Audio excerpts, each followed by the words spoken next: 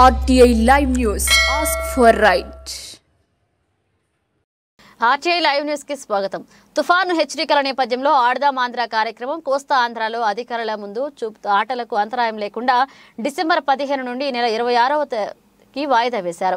మొత్తం 2551 మంది సాలూరు నుండి నమోదు చేసుకున్నారని, క్రికెట్కి 1561 మంది, బ్యాడ్మింటన్కు 357 మంది, వాలీబాల్కు 257 మంది, కబడ్డీకి 704, ఖోఖోకు 477 మంది ఇప్పటి వరకు నమోదు చేసుకున్నట్లుగా RTI లైవ్ సాలూరు ప్రతినిధికి Saluru municipal commissioner T Jayaram తెలియజేశారు. నమస్తే అండి.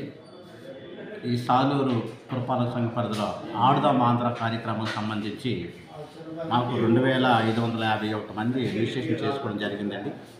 అందులో క్రికెట్కి 1561 మంది, బ్యాడ్మింటన్కి 397 మంది, వాలీబాల్కి 257 మంది, అలాగే కబడ్డీకి 704, ఖోఖోకి 477, మొత్తం 2551 మంది ఈ ఆడదాం ఆంధ్ర కార్యక్రమంలో రిజిస్ట్రేషన్ చేసుకోవడం జరిగిందండి. సార్ ప్రాసెస్ అంతా కూడా కంప్లీట్ జరిగింది. రేపు మేము ఈ కార్యక్రమాన్ని మొదలు పెట్టవలసి వచ్చింది. అయితే ఈ కోస్తాంధ్రలో తుఫాను వచ్చే ప్రభావం ఉంది కాబట్టి మాకు జిల్లా అధికారుల నుంచి ఆదేశాలు జారీ చేశారు. మాకు ఈ కార్యక్రమాన్ని డిసెంబర్ 26 నుంచి మళ్ళీ ప్రారంభించమని చెప్పన్నారు. కాబట్టి ప్రస్తుతానికైతే ఇది వాయిదా పడింది. మళ్ళీ డిసెంబర్ 26 నుంచి ఈ కార్యక్రమం మొదలవుతుంది. అలాగే పై అధికారులు వచ్చే ఆదేశాల ప్రకారం మేము షెడ్యూల్ తయారు చేసి ఈ కార్యక్రమం చేపట్టడానికి చర్యలు తీసుకుంటామని తెలియజేయండి.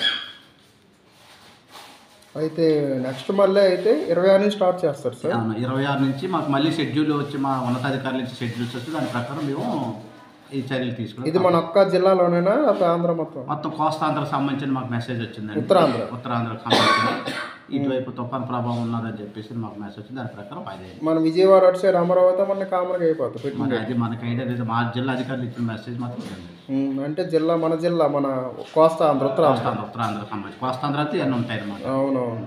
తుఫాను ప్రభావం తుఫాను ముగిసిన తర్వాత మళ్ళీ యథావిధిగా